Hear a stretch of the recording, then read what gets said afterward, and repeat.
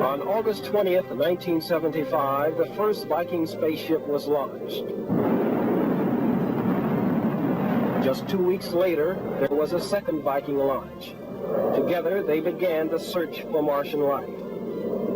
2 orbiters, 2 landers, headed for 2 different locations on the Red Planet. It was a gutsy mission.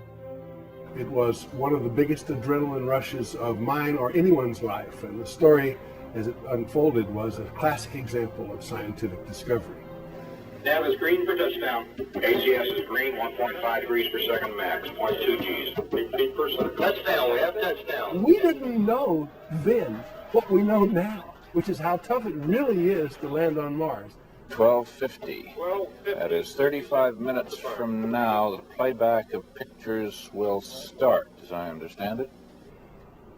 A moment in every Viking's life that he or she will never forget, sitting with that television right in front of them and watching as the first lines came down. It came down line by line by line. By the time we could see 5 or 6 lines, we could actually start seeing the outline of a rock. And you saw 1 section, and 2 sections, and 3 sections, and you started seeing the surface of Mars. And then you knew we had done it. There's no way to describe it. We were lifted up.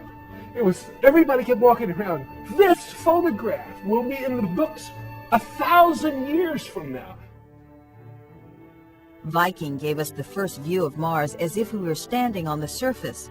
It lasted over 6 years, but never did find conclusive evidence for life on the Red Planet. After all, that was the whole purpose of the Viking mission, was to go and land on the surface, scoop up some soil, and see whether or not this planet had developed life. Well, we're still looking for that life, but today we think it's in particular areas. It's not just anywhere on the planet, so we have to be special about where we go to look for it. Viking did provide a wealth of data. It mapped the entire planet and charted seasonal changes. People began to see the real Mars.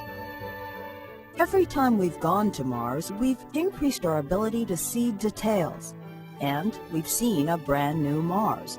But for a Viking, no picture could ever be more powerful than the first one.